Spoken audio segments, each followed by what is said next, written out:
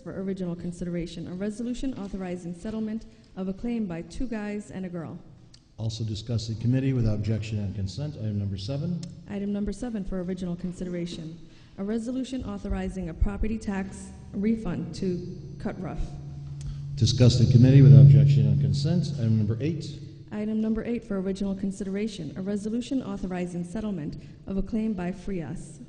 Discussed in committee without objection and consent. Item number 9. Item number 9 for original consideration, a resolution authorizing settlement of a claim by Jensen. Also discussed in committee without objection and consent. Item number 10. Item number 10 for original consideration, a resolution authorizing settlement of a tax certiorari for the stadium golf course.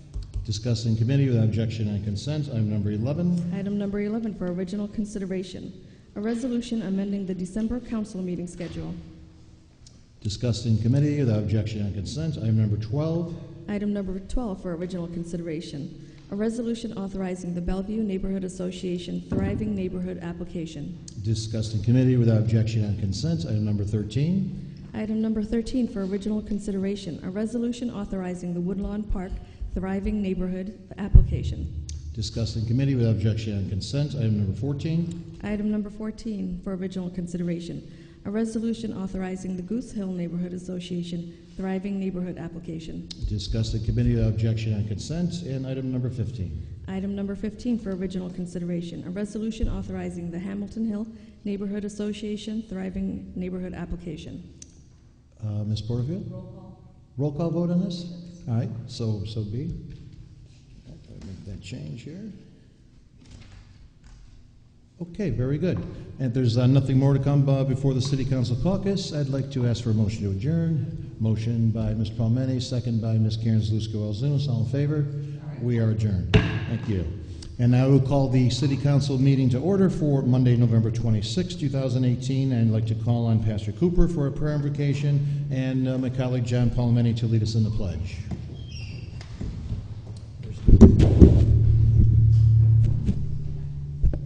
Let's pray. Almighty God, we thank you that you are good. We thank you that when things in our life aren't going good, we know that you are constant and you're good. So we ask that your goodness, that your clarity will be with us tonight as we discuss the future of Schenectady. We're all here because we believe in the future of Schenectady and then the future that you have for Schenectady. So give us wisdom, give us guidance. In Jesus' name, amen.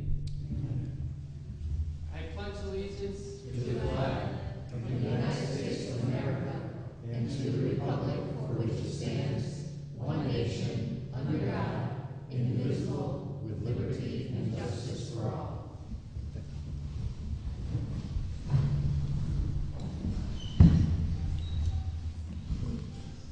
All right, thank you. And I can ask the clerk to complete the roll call, please. Mr. Palomini? Here.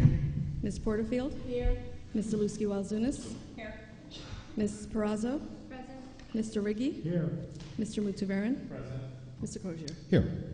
And as I mentioned, we do have 2 public hearings this evening. If the deputy clerk can again read public hearing number 1. Public hearing number 1, the Upper Union Street bid 2019 budget. And I have nobody signed up here to speak on this, so I will declare that public hearing closed. And if deputy clerk can read public hearing number 2, please. Public hearing number 2, DSAT 2019 budget. Thank you. And again, nobody signed up but to speak on the public hearing, so I will also declare that portion closed. If I can ask for approval of the minutes for Tuesday, November 13th, 2018, moved by Mr. Riggi, second by Ms. Karen Zlusko-Elzunas. All in favor say aye. Thank you. And if I can ask the deputy clerk to read any communications and petitions. Communications presented to City Council for Monday, November 26, 2018. Official from the mayor, a list of appointments dated November 26, 2018. Under general, there were none, and under petitions, there were none. Thank you. I call on my colleagues on the council to provide any committee reports. Anybody on the council? Nope. All right, seeing none. We'll move on to the privilege of the floor related to the legislative agenda, and I have nobody signed up for that either.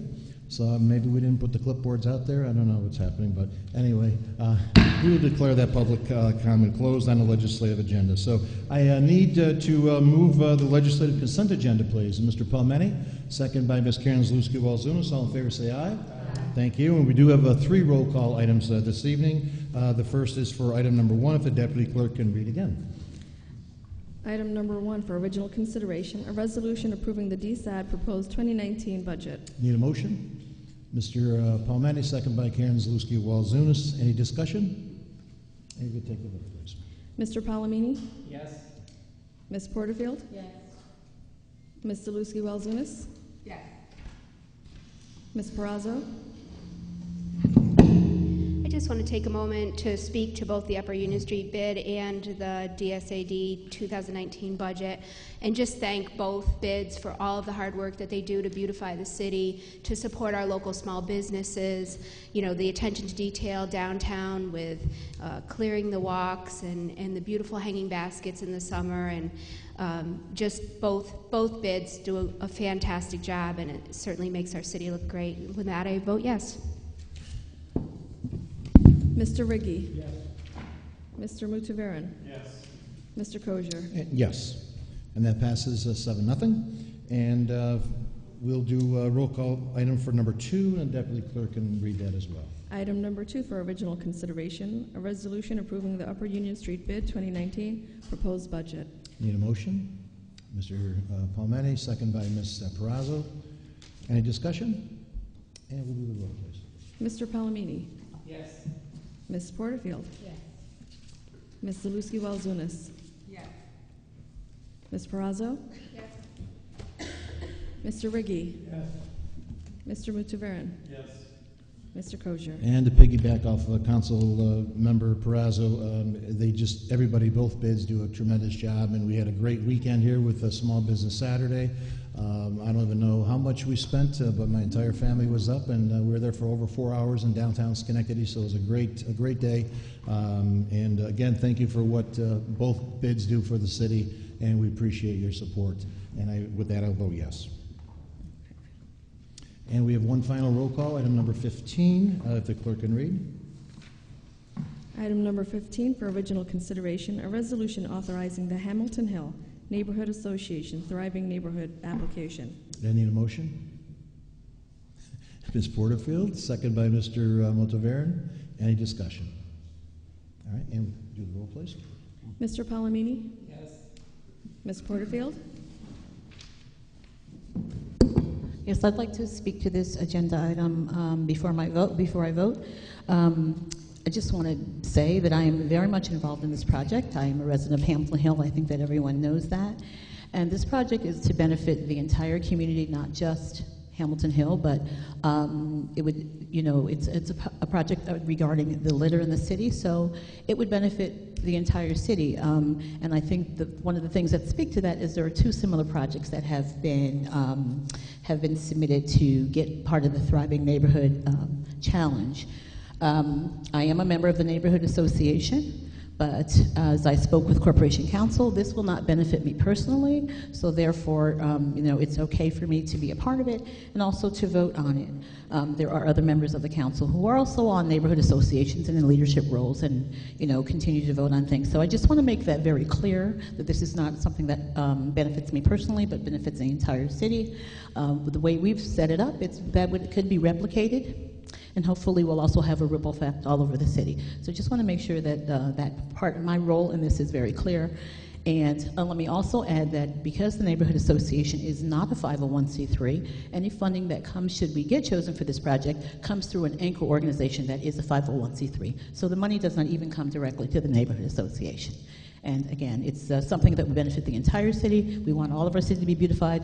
Much as smart cities would beautify all of the city, and we all vote on this, this could benefit all of the city as well. And with that, I vote yes. Ms. Zalewski-Walzunas? Yes. Ms. Perazzo? Yes. Mr. Riggi? Yes. Mr. Mutavaran? Yes. Mr. Kosher? And again, to piggyback off Councilwoman Porterfield, we want to thank all our neighborhood associations and all the not-for-profits and agencies that have submitted applications to the Schenectady Foundation, the Thriving Neighborhood Project. I think it's a great first step for us. And again, as the City Council, we included some money from CDBG to support this. and also Miracle on Craig Street, which had a nice article in today's Gazette, and I believe the Times Union the other day. So we're really investing in our community, investing in our cities, and again, through the bids and through our support here, we're doing a great job. And again, thank you all, council members, for your support, and I will be voting yes. And that passes 7-0 as well, so that carries. Next piece of business is the calling of the privilege of the floor regarding general city business. I have 2 individuals signed up. Tony Bonneau is our first speaker, please.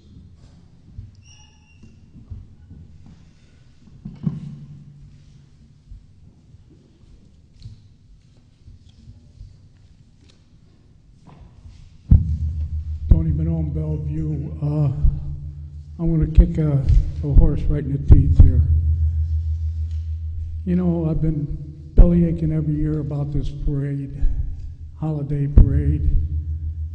You know, you see it advertised in the paper years ago. It was a Christmas parade. I don't understand why they can't have a Christmas parade again. I mean, the city, every time I used to say something, they tell me, well, this one has it, that one has it. You have to talk to them. But the city is paying people for this parade to clean up, the cops, whatever they have to. And we had a Christmas parade years ago, and it was nice. The trouble with this country now is they took respect, patriotism, and religion out of this country, and this is why this country is going downhill. What's the matter with a Christmas parade? Who's it hurting? In the paper the other day, they had Gloversville's having their Christmas parade. Why can't Schenectady have their Christmas parade? I mean, they're using our streets, you're using our facilities. Talk to the people who are in charge of it. I know the council can't do anything about it, but I think that Mr. Closure, you and the mayor could get together and ruffle a few feathers if you really want to. So I think we should have a Christmas parade again. Thank you. Very good. Thank you, sir. And Mayor McLean, please.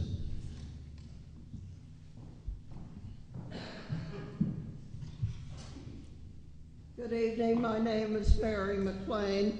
I live in the city. Finally, others have noticed that council's decisions are causing harm to the city. I initially asked council to form a beautification committee to comply with the goals of the comprehensive plan. The suggestions I made and positions taken at this podium are drawn from education, skills, and experiences. Had council considered my suggestion, the city would not be in its current mess. First of all, cleanliness is not a priority with city officials.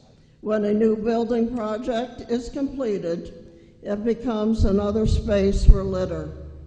Secondly, there is no theme, there is no continuity, there is no order to any of the city projects. Steinmetz Park has formal, rustic, modern, metal, and wood items in a 1 square area. It would not happen in the Adirondacks. It happens in Schenectady, thanks to the decision makers. Downtown decorations are another issue. Those hometown hero banners should not be mixed in with ballet dancers and theater scenes. The councilwoman said the banners look beautiful. How does she know? Is she versed in urban design? I think I missed one of my cards here. I lived in the Colonial Williamsburg area, Virginia, for 10 years. They would not put rainbow-colored painted benches on the lawns of the historic buildings. It happened in Schenectady, thanks to the decision makers. Council brought a casino to the shores of the Mohawk River. To my knowledge, Every other casino in the country has a buffet restaurant. Not in Schenectady, thanks to the you-know-who. And lastly, there is talk of a task force. Is that the same as a beautification committee? Folks, you're bluffing your way through life and getting away with it. Thank you. Thank you. And I have nobody else signed up for the privilege of the floor. Is there somebody else that wanted to speak? Come.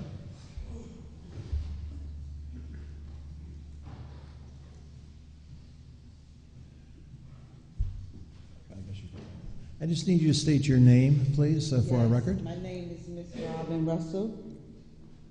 Very good. Thank you. Okay, good evening. My husband and I reside at 803 Locust Avenue since May of 2008. The property that in question is right next door to is 803 Locust Avenue. It looks like the house is abandoned. Nobody really lives there. But the problem is the door is wide open. There's broken glass all around. I'm constantly chasing kids out of that property. You have homeless people staying in there. And I do fear, because I work 2 jobs, so I do fear when I come home late, you know, whether somebody's going to come out that property. It's really not safe. They smoking marijuana in that property, and I really don't feel safe. I'm just asking that, let me back up for a minute, excuse me. And the police, I appreciate the law enforcement. They did come by and they put up a notice, 2 notices on the door. I called the mayor's office, I spoke to his secretary, and she told me that she would turn it over to the proper party. But this is like 2 months ago, and it's really getting bad. One kid was running and it was broken glass from someone breaking the window, and the kid fell, and the kid scraped the knee, you know. So I really don't want someone to wind up getting hurt, you know. Like I said, we own our property, and if anything, we're trying to keep up our property and to come home working, you know, every day like everybody else to do. And it's really sad to come home and look at this property. So I'm just, you know, stating, I don't know what else to do, because they never did come back, you know. And another thing, they said that someone bought the property in March. They bought the property in March, okay, now we're in November, so what are they planning on doing? The property looks terrible. It's really bringing down the neighborhood. So I don't know what to do from here.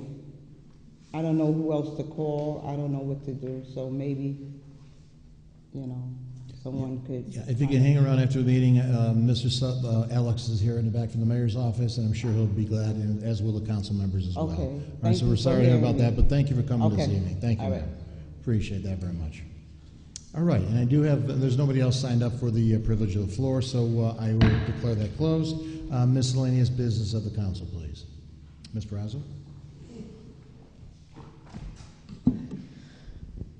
Yes, I'm a little disappointed that the mayor isn't here this evening, but I will take the opportunity to move in a forward direction anyway, because it's a matter of great concern to me, and it's been going on for some time now, or at least I've been having dialogue about it for some time now.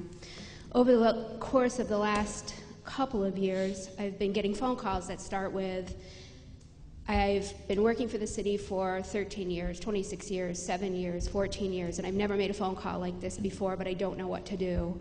And I'm just so frustrated I have to talk to someone. And I sit down with the employee and they tell me a circumstance in which they've been bullied or they've been harassed and they're afraid to go in a forward direction, or they've gone in a forward direction and made a complaint and it's been unfounded, and they're now being retaliated against, at least in their opinion.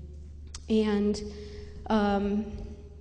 it's really distressing to me. And this last Tuesday evening, I sat down with a group of 6 gentlemen, all from the Office of General Services, that have either been in a situation of harassment or bullying or launched a complaint that ends up coming back unfounded by the city. And these 6 men who certainly can all take care of themselves, they're all grown men, had the desire to come to the meeting tonight and speak out for themselves. But one by one, they became hesitant because of the retaliation they've seen for others, in their opinion, the retaliation they've seen for their other coworkers, or that they've experienced themselves. They have written down their accounts for me, and I will share those with the mayor. But it's time, you know, I think several of the council members alluded to this when we passed the budget, because the two supervisors that this tends to involve got significant raises. And it's time to stop alluding, and it's time to bring this out into the open, and it's time to talk about this, and it's time to fix this. Because every single worker out there, the city and beyond, deserves dignity and respect. If there's a problem with their job performance, then they absolutely also deserve to be coached and or receive disciplinary action. But that's not the proper process that's happening right now. So I guess what I'm asking for at this point are several things from the mayor. And one is, the first thing is that this gets looked into deeply and honestly.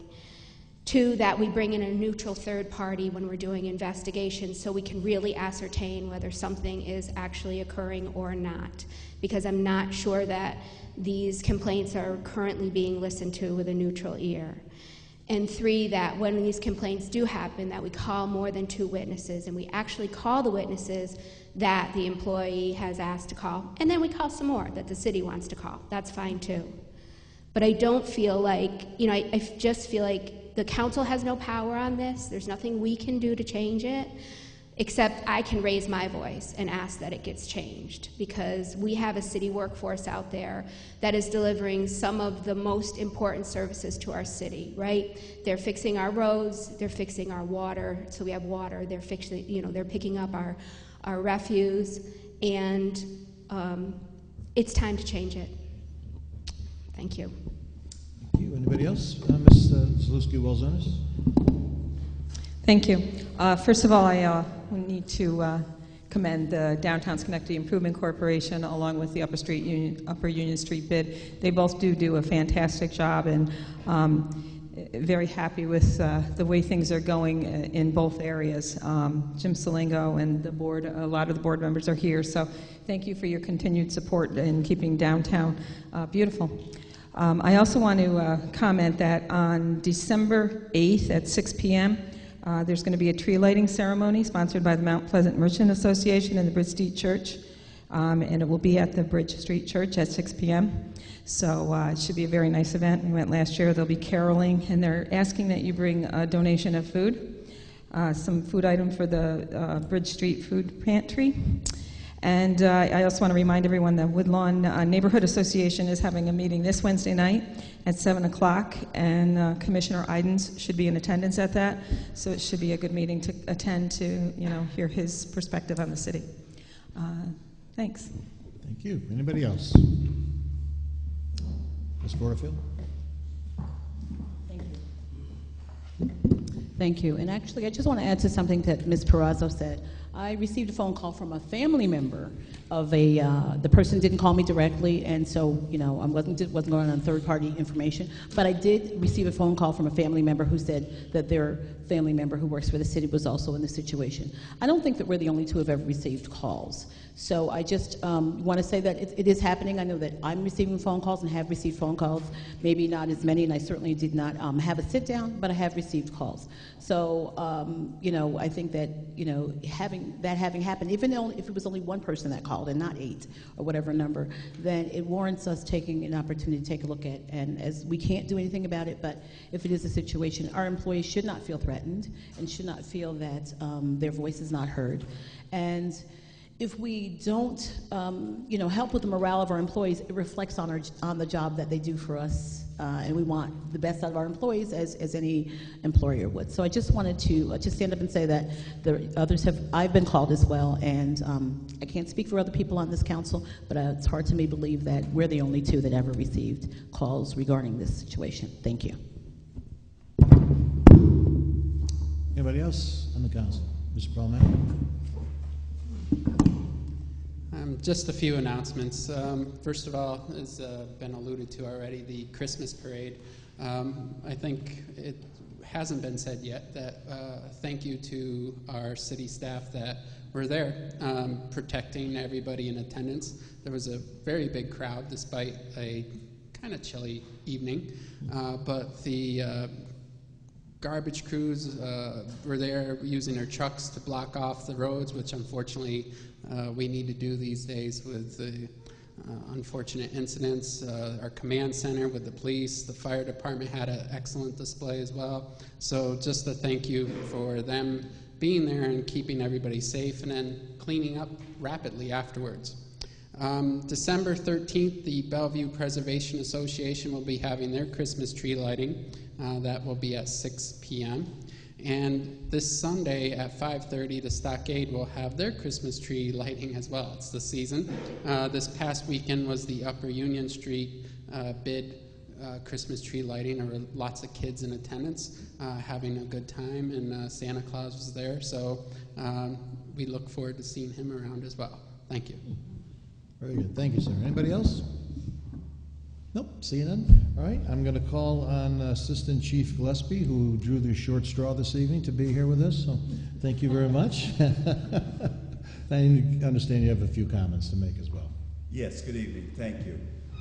I'd like to thank the council members, President Kosher, for allowing me to be here, but especially Mayor McCarthy and Chief Senecal for making this possible for me to be here.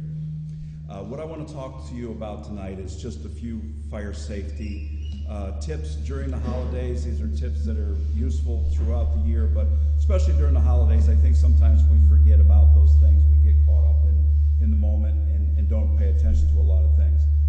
First and foremost, and this is a 24/7, 365-day-a-year thing, make sure you have properly working. Hold the microphone to you, It's that aura that I have.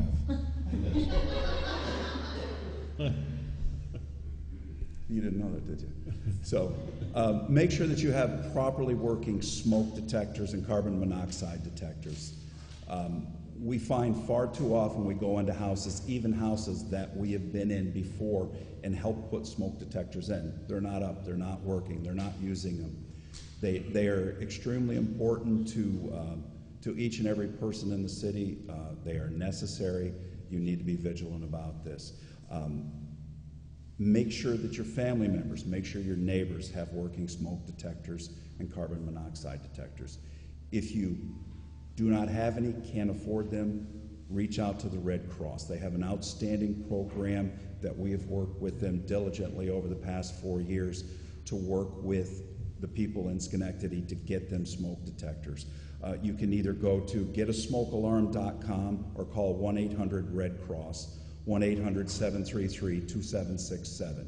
You can set up an appointment. They have wonderful volunteers that will work with you to set up an appointment so they can come and even install the detectors if need be. It's important to them, it's important to us. They want to get smoke detectors in every house.